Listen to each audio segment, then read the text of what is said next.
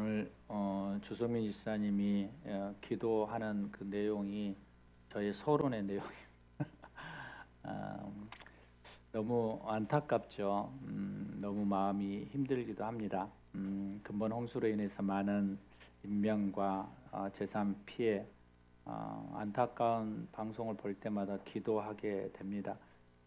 해년마다 계속 반복되어지는 이러한 침수들, 또 삶의 터전을 한순간 다 잃어버리는 그 아픔들, 어떻게 헤아릴 수 있고 어떻게 도울 수 있을까, 그냥 막막하게 기도하고 고민해 봅니다. 그러면서 방송을 보면서 많은 농작물들이 물에 잠기고 또 넘어지고 부러지는 것을 보면서 농부의 마음이 얼마나 힘들까 하는 생각에 한번 해보았습니다. 씨를 뿌리고 가꾸며 그 식물들은 농부들의 그 발자국 소리에 이렇게 점점 자라난다 그러더라고요. 그래서 그 자라나는 것을 보고 기뻐하고 행복해하고, 그리고 그것으로 인하여서 먼 미래 얼마 지나면 많은 수확을 통하여서 그 기쁨이 충만할 줄 알았던 그 농작물들이 한순간에 다 사라지는 것을 보면서 농부의 마음이 오죽할까라는 생각들을 하죠. 만일 이런 재해가 없었다면 농부가 때가 차면 많은 열매를 수확하게 되겠죠. 그리고 그것을 바라보고 그 열매를 통하여서 그들의 삶이 또 살아가게 되는 그러한 은혜가 있죠. 오늘 본문을 보면서 그러한 마음들을 좀 느껴보았습니다. 농부가 누구냐면 하나님 아버지라고 얘기하죠.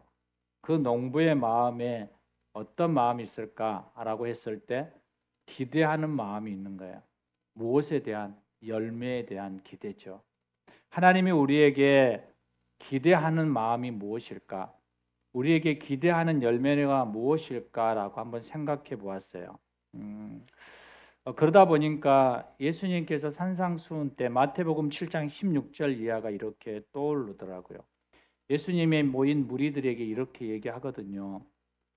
사람들의 열매로 그들을 알지니 가시나무에는 포도를, 엉겅퀴에는 무화과를 따겠느냐라는 질문이에요. 그리고 나서 예수님이 이렇게 말씀하세요. 좋은 나무가 나쁜 열매를 맺을 수 없고 못된 나무가 아름다운 열매를 맺을 수 없느니라. 그러므로 어떻다는 얘기인가요? 열매로 그들을 알게 된다라고 말씀하고 있는 것이죠. 그러면서 예수님께서 한 예를 들거든요. 어떤 예냐면 사람들이 주여 주여 그렇게 주님의 이름을 부른다고 다 천국에 들어가는 것이 아니야 라고 얘기하는 거예요. 사람들이 내 이름으로, 예수님의 이름으로 선지자 노릇하고 귀신을 쫓아내고 권능을 행한다고 해서 예수님이 기뻐하면서 그 사람들의 이름을 기억한다라고 착각하면 안 돼 라고 말씀하고 있는 거예요. 예수님은 눈에 보이는 큰 능력의 현상보다 비록 작고 보잘것없다 할지라도 오직 하늘에 계신 내 아버지의 뜻을 분별하고 그 명령대로 행하는 자, 그 열매를 맺는 그 사람들의 이름을 나는 기억해라고 얘기하고 있는 거예요. 사랑하는 여러분, 우리는 세상을 살아가면서 너무 성공주의고 결과적인 그러한 중심의 삶을 살아갈 때가 많이 있어요. 그게 동일하게 교회 안에 들어와서 사역이나 삶의 열매를 우리는 꼭 결과물을 보아야지만 그것을 통하여서 우리가 기뻐하고 교회가 즐거워하고 하나님이 나를 기억해 줄 거라고 우리는 착각하며 살아갈 때가 너무 많이 있어요. 여러분, 정말 교회에 와서 예배를 드리고 여러분이 봉사하고 여러분이 섬기며 나아가는 그 모든 과정 가운데 정말 하나님이 기뻐하시는 그러한 모습이 있나요? 우리 한번 점검해 봐야 해요. 제가 주일날 아침에 와서 커피를 내리고 정리를 하고 돌아보고 중보기도 하고 예배 드리고 또 와서 정신 차려서 또 예배 모든 시스템들을 바라보고, 이 모든 것들 안에 여러분 저에게서 하나 빠지지 않는 그 하나가 있어요. 그 모든 순간 안에 하나님이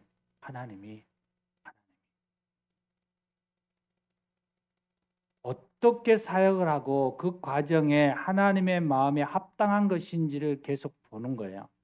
어떤 분들이 그런 얘기 하거든요. 목사님, 커피 내리지 말고 그냥 앉아서 기도하며 준비하면 어때요? 라고. 저는 그 말을 들을 때마다 너무 행복하죠. 저도 그렇게 하고 싶죠. 그런데 저는 그게 하나님이 내게 주신 즐거움이라고 생각해요.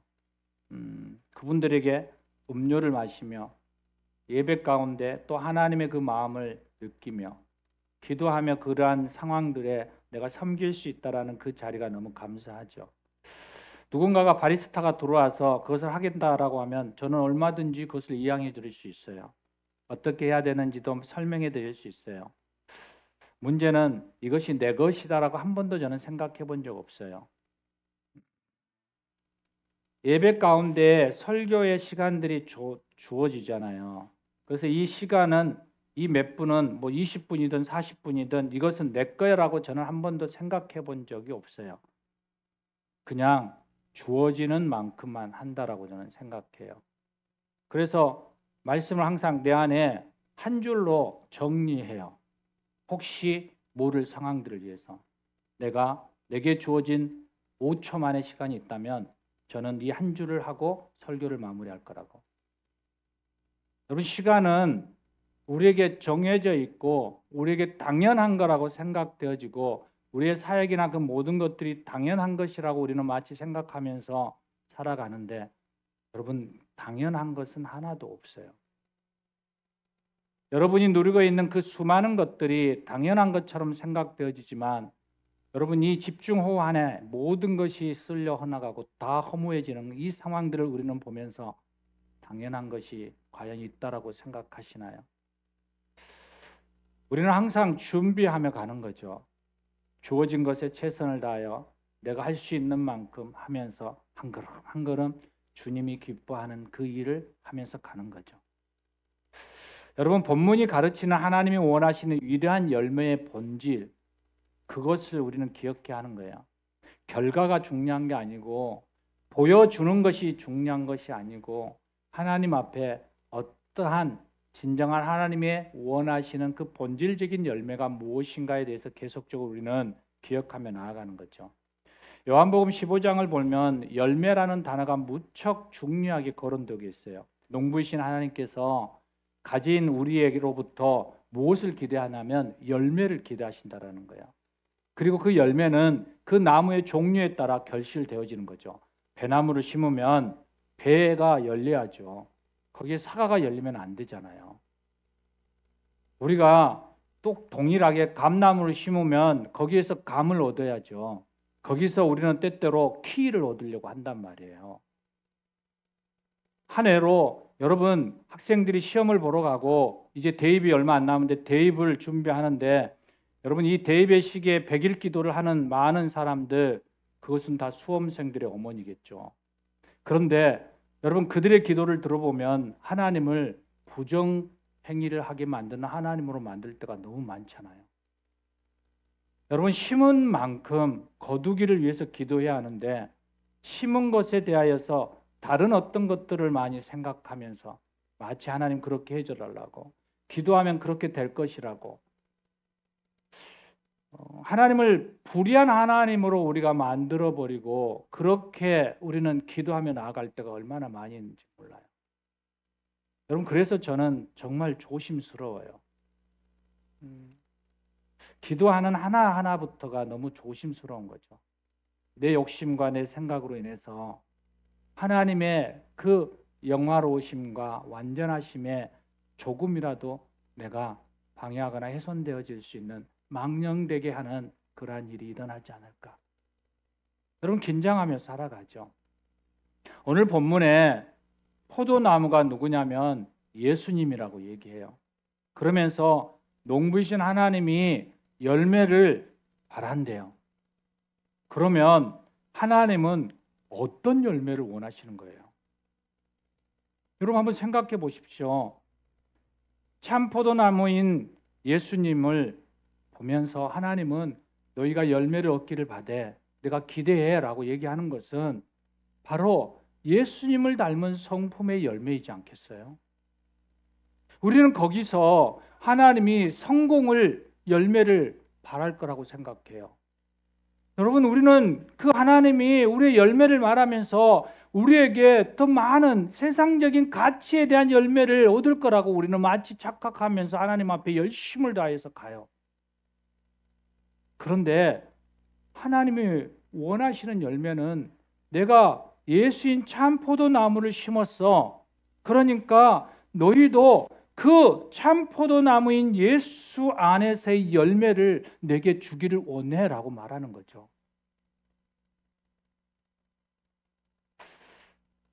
우리가 그리스도를 닮은 열매를 맺는 사람, 그 사람들을 우리는 그리스도인이라고 하잖아요.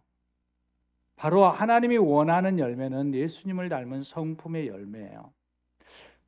이것을 좀 더 구체적으로 확장해 보면 우리가 창세기적인 표현을 빌리면 이런 거예요. 하나님의 형상으로의 회복이에요. 창세기 1장 27절에 하나님이 사람을 창조하실 때 어떻게 창조하셨냐면 하나님의 형상대로 창조하셨다고 얘기하잖아요. 그래서 사람들이 아담을 보고 하나님의 사람들을 볼 때 무엇을 발견하기를 원하는 거예요? 하나님의 형상을 발견하기를 원하신 거였어요. 세상이 하나님의 사람들을 볼 때 와, 잘됐다, 건강하다, 부자다, 풍성하다라는 게 아니라 그 안에 하나님의 형상이라는 것을 보기를 원하셨다라는 거예요.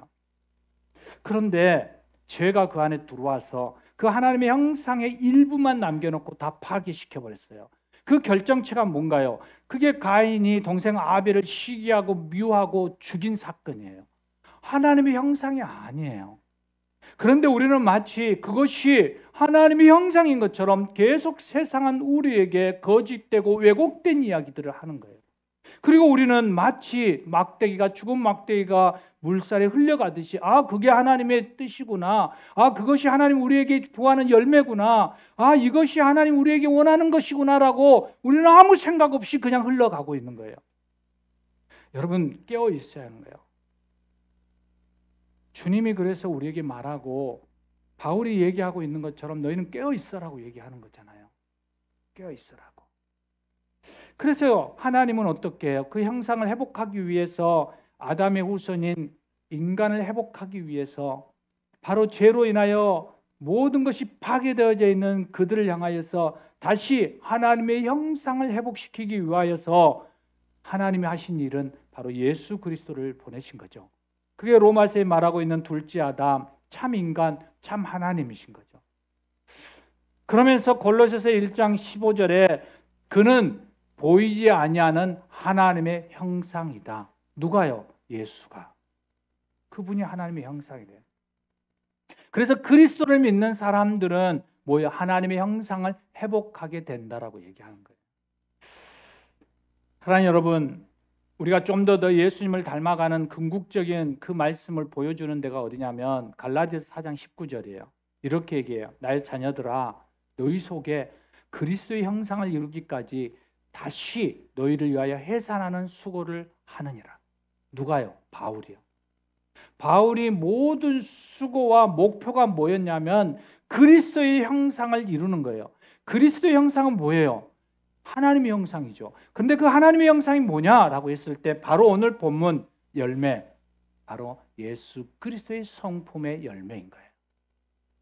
사랑하는 여러분, 하나님은 우리를 통하여서 열매 맺기를 원하십니다. 그리고 열매 거두기를 원하십니다. 그 열매는 11조를 많이 하는 것도, 여러분이 건강해서 부유하고 성공하는 것도 있을 수 있겠지만 본질적인 것은 하나님, 바로 예수 그리스도의 성품 안에 열매를 원하는 것입니다. 오늘 본문을 보면 이렇게 12절에 얘기해. 내 계명은 곧 내가 너희를 사랑한 것 같이 너희도 서로 사랑하라. 지금 예수님께서 나의 참나무 대신 그 예수님 안에서 열매 맺기를 원하시는데 무슨 열매냐면 사랑의 열매라고 얘기하는 거예요. 오늘 15장을 보면 8절에 너희가 열매를 많이 맺으면 내 제자가 되리라. 9절에 아버지께서 나를 사랑한 것 같이 나도 너희를 사랑하니 너희는 나의 사랑 안에 거하라. 10절에 내 아버지께서 계명을 지켜 그 사랑 안에 거하는 것 같이 너희도 내 계명을 지키면 사랑 안에 거하리라. 오늘 본문 안에 우리의 계속 머물게 되는 거예요. 지난 주일에 교사 헌신 예배를 하면서 주님 안에 있고 우리의 삶의 왕자에 예수 그리스도가 앉혀 있게끔 하는 그 궁극적인 목표가 뭐냐면 바로 오늘 본문인 사랑 안에 거할 수 있게 하는 거예요. 우리 안에 계속적으로 그 하나님의 성품인 기본 성품의 바닥인 사랑에 대하여 얘기하는데 바울은 고린도전서 13장 한 장을 통째로 사랑장이라고 하면서 그 사랑의 중요도를 얘기해요. 내가 사람의 방언과 천사의 말을 할지라도 사랑이 없으면 소리나는 구리와 울리는 꽹과리와 같다라고 얘기해요. 너희가 예언하는 능력이 있어 모든 비밀과 모든 지식을 너희가 이야기하고 또 이 산을 옮길 만한 믿음이 있다라고 할지라도 사랑이 없으면 아무것도 아니에요. 내가 있는 모든 것으로 구제를 하고 또 내 몸을 불살라 내어줄지라도 사랑이 없으면 내가 아무 유익이 없네요. 여러분, 그리스도를 닮아가는 열매, 그것의 가장 우선순위는 사랑이라는 거예요. 사랑하는 여러분, 오늘 우리를 또 한 번 기대하고 있는 본문이 있어요. 그게 16절이에요. 우리가 이 열매를 맺게 되는 것이 주님이 우리를 열매를 맺도록 선택했다라는 거죠.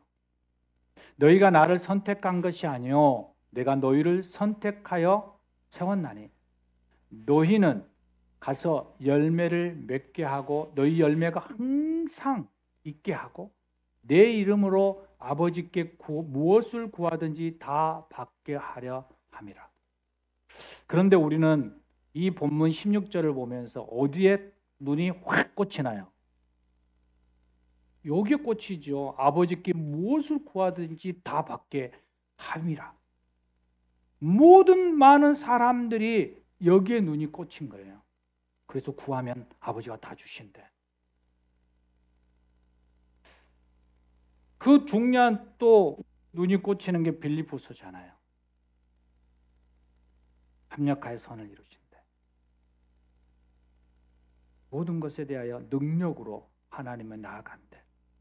그런데 모든 것을 구하면 받게 되는 그 앞에 주님이 말씀하시는 것은 뭐냐면 열매. 근데 그 열매가 뭐냐라는 거예요. 여러분이 생각하는 열매이면 너무 좋겠는데 여러분이 생각하는 열매가 아니에요. 무슨 열매예요? 주님이 선택한 그 열매는 바로 참나무, 포도나무에 열린 예수 그리스도의 열매예요. 성품의 열매. 우리가 흔히 선택이라는 이 교리 앞에서 우리는 누구는 선택을 받고 누구는 선택을 받지 않는 이 구원론적인 측면으로 우리가 계속 보기도 하지만 오늘 본문을 보면서 선택이라는 단어는 주님은 궁극적이고 적극적인 그러한 의미로 우리에게 주시는 거예요. 내가 너희를 선택한 이유는 하나야. 뭐냐면 너희가 열매를 맺는 그 모습을 보고 싶어서 그러는 거야.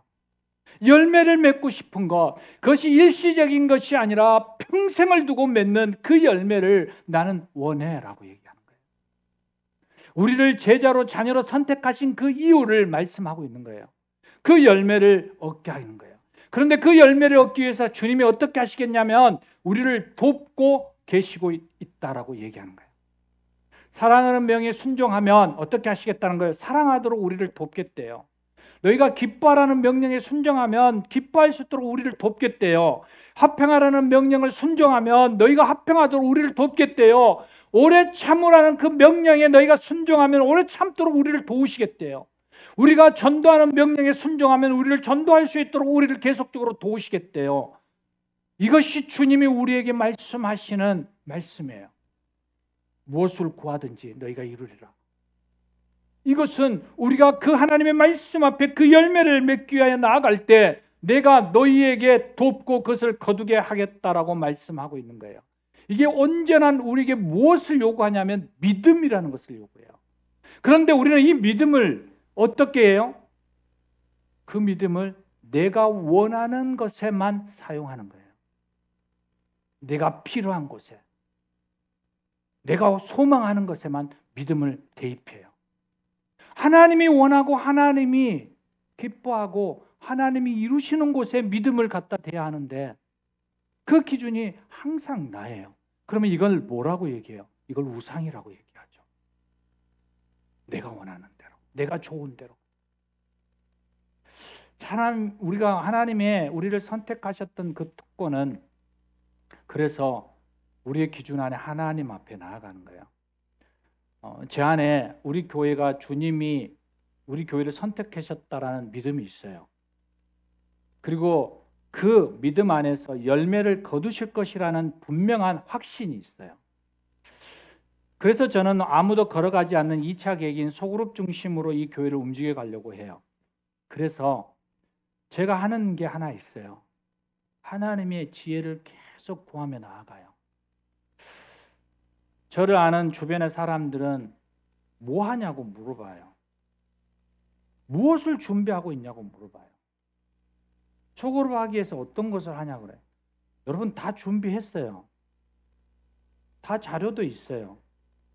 그런데 제가 하는 건 뭐냐면 그냥 주님이 가능하는 데까지만 가는 거예요. 내가 한 것을 가지고 하는 게 아니라 주님의 뜻을 듣고 그 아버지의 마음에 맞춰서 가기를 원하는 거예요. 돌다도 두루두루하며 가는 것처럼 지금 이것이 가는 것이 주님의 뜻에 바르게 반응하고 있는지, 정말 주님이 우리를 통하여서 원하시는 것인지를 보는 거예요. 지금은 소그룹을 인도할 리더를 위해서 기도하고 있어요. 그런데 우리는 우리의 마음속에 리더? 그러면 막 부담감을 느끼시잖아요. 이것은 무엇 때문이냐면 세상이 말하는 지식, 지혜, 때로는 유능함 때문에 그러는 거예요. 그런데 저는 그것을 원하지 않아요. 왜요? 간단해요. 제가 유능하지 않으니까요. 여러분 아시다시피 저는 아는 것도 없고 할 수 있는 것도 그렇게 많지 않아요. 제가 할 수 있는 건 하나밖에 없어요. 그냥 아버지 앞에 머무는 거예요. 그게 저의 전부예요. 그러니까 뭘 리더로 세울 수 있는 하나밖에 없어요. 성령의 충만한 가운데 하늘의 지혜와 지식. 주님이 선택하셨으니까 그 믿음으로 그냥 겸손히 한 방향으로 같이 마음을 같이 해서 가는 거예요. 여러분 사도행전 2장을 보면 가난한 사람들의 과부들을 도울 때 분란이 일어나요. 그래서 사도들이 그 일을 멈추고 그 행정적인 일을 할 수 있는 제자, 집사들을 뽑잖아요. 그런데 그 집사들을 뽑을 때 조건이 이거밖에 없어요. 성령과 지혜가, 하나님을 아는 지혜가 충만한 사람. 회개를 잘하고 분석을 잘하고 모든 능력이 뛰어나서 많은 학식이 있고, 아니요. 성령에 충만한 사람, 하나님의 아는 지혜가 있는 사람. 교회는 여러분 세상과 달라야 되잖아요. 왜 교회가 욕을 먹고 왜 교회가 손가락질을 받냐면 세상과 똑같이 가려고 그러니까 그래요. 세상이 바라보는 곳으로, 세상이 원하는 곳으로 자꾸만 가려고 그러니까 그래요. 교회는 좀 다르잖아요. 세상이 왜 교회에 자꾸만 너희들 똑바로 해야 돼, 너희를 위해 기대하면서 가는 이유는 여러분 너무 감사해야 될 조건이에요. 왜냐하면 세상이 교회를 보고 너희는 뭔가 좀 달라야 되잖아. 너희는 우리하고 같은 방향이 아니잖아. 우리가 추구하는 것과 좀 다르잖아 라고 자꾸만 우리한테 말하는 거잖아요. 우리는, 교회는 자꾸만 세상과 같아지려고 그러는데 세상이 오히려 우리에게 말해요. 너희는 세상과 같아지면 안 돼. 너는 세상과 좀 달라야지라고 자꾸만 말하잖아요. 얼마나 감사해요. 얼마나 행복해요.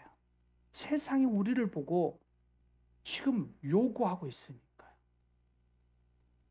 하나님이 원하는 것을 세상이 우리 보고 해달라고 요구하고 있으니까요.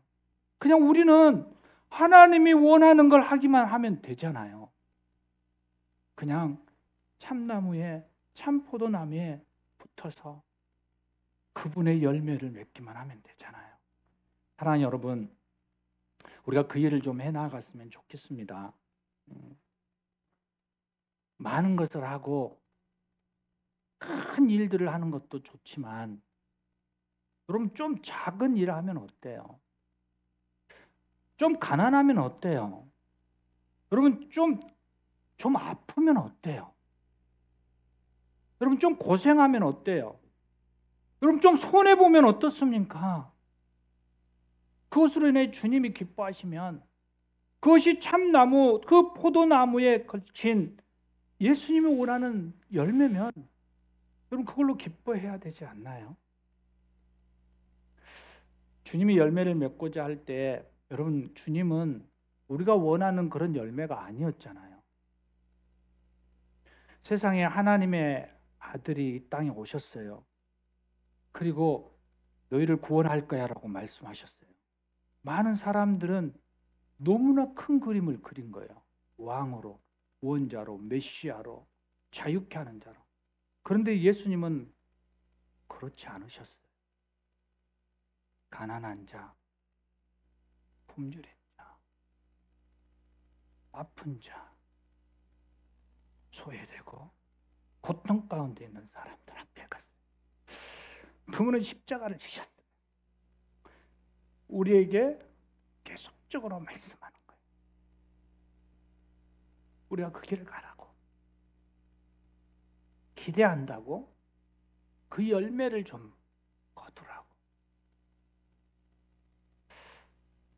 주님이 우리에게 계속 말씀하시는 것은 위대하고 큰 그림이 아니라 그냥 주님이 하셨던 대로 하라는 거죠. 스승이 제자의 자리로 와서 제자의 발을 씻겨주는 그 섬김으로 아파 있는 사람을 가서 안아주고 그 상처를 같이 어루만지고 같이 아파해주고 같이 공감해주고 같이 그 자리에서 위로하며 그곳에 있어 주기를 원하는 거죠. 주인이 아니라 종으로서 나아가는 거고 오늘 말씀처럼 친구가 되어 먼저 손 내미는 그러한 모습으로 주님이 나아가는 거예요. 그러면서 이렇게 말씀하시잖아요. 내가 너희에게 명함은 너희로 서로 사랑하게 함이라. 사랑하게 합니다. 주님의 간절함이 좀 느껴지지 않습니까?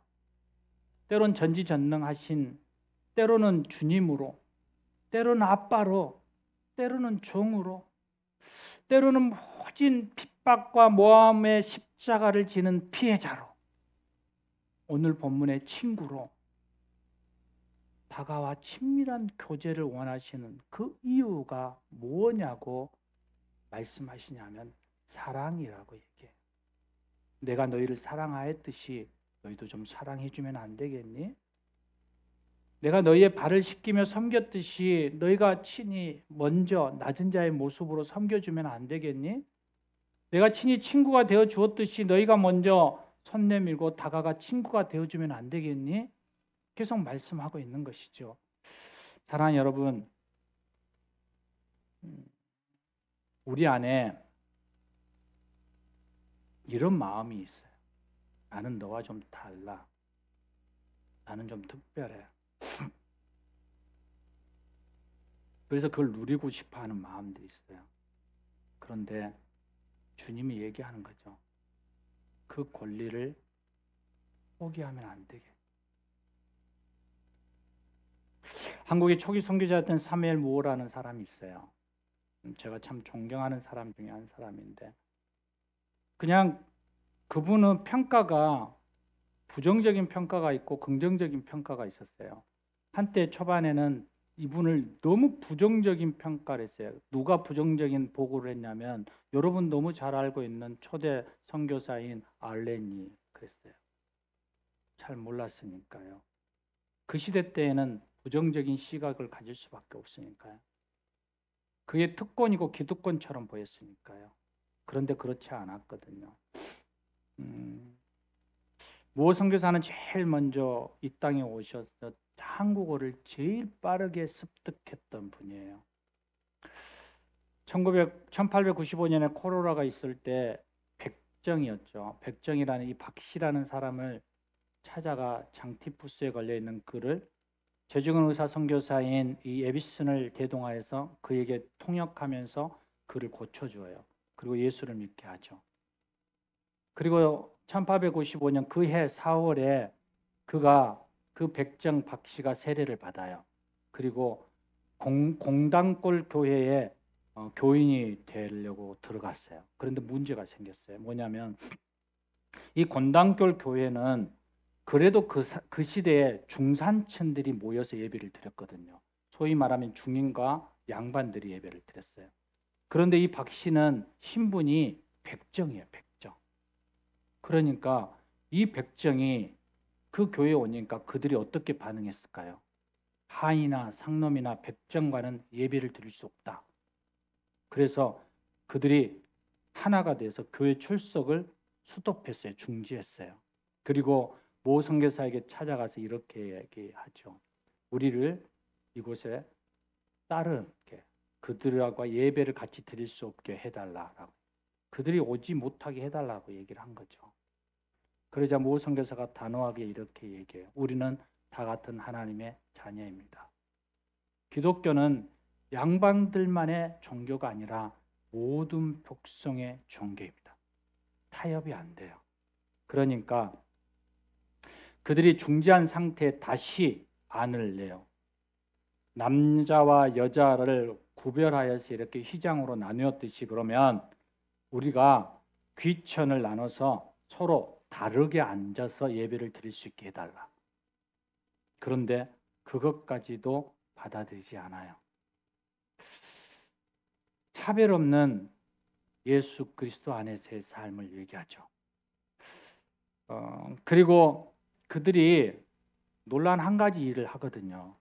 이 건달교 교회 교인들이 백정도 다 동일하게 예배 드릴 수 있다는 소문을 듣고 모든 노예와 종들과 백정들이 이 교회에 모여요. 그리고 예배를 드려요. 그러면서 그들이 탄원서를 내거든요.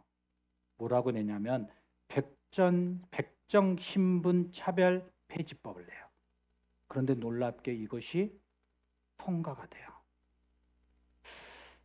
어찌 보면 그 시대에 지금 1895년 6월 6일 이 백전 신분 폐지 이 보고가 발표되어지고 실리는데 바로 모 선교사의 이름과 함께 이것이 선포되고 포고문이 올라가거든요. 이 사건을 보고 마르다 헌틀러는 이렇게 얘기해요. 링컨 대통령의 노예 해방 선언을 얻은 흑인들의 기쁨보다 못하지 않았다라고. 여러분, 무어 선교사가 이 14년에 내한하고 나서 기적 같은 이 죽음의 열매를 거두어들인 거예요. 노예를 친구로 삼았다. 예수님이 우리를 향하여 이보다 더 깊이 있게 사랑의 손을 내밀고 있는 거죠. 사랑하는 여러분, 이 백정 박씨의 가문은 예수를 믿음으로 놀라운 변화를 일으켜요.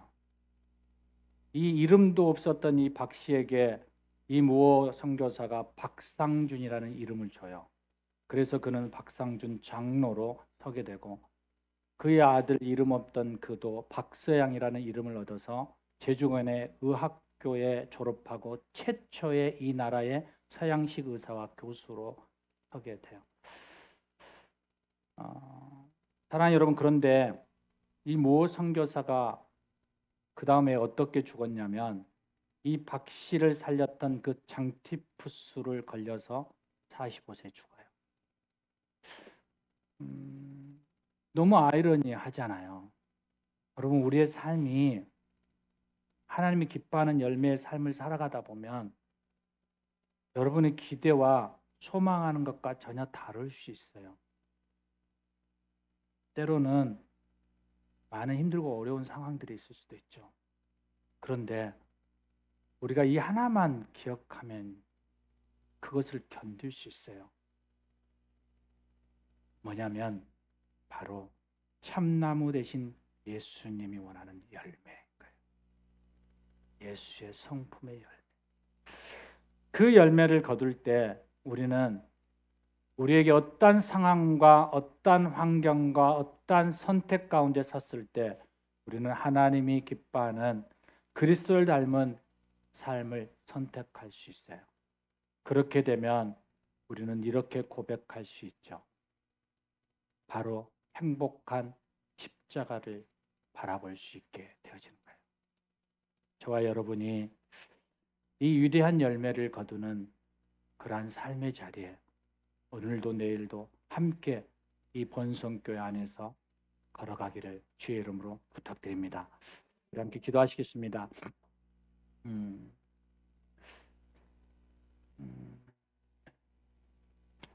하나님이 원하는 삶을 하나님이 정말 추구하는 열매를 맺고 싶습니다. 하나님, 그 자리에 이 교회가 또 그리스도인인 우리의 각자의 삶으로 나아가게 해주십시오. 오늘 이 마음을 가지고 우리 함께 말씀을 생각하시면서 함께 기도하시겠습니다. 주님, 그렇습니다. 우리 안에 하나님의 마음이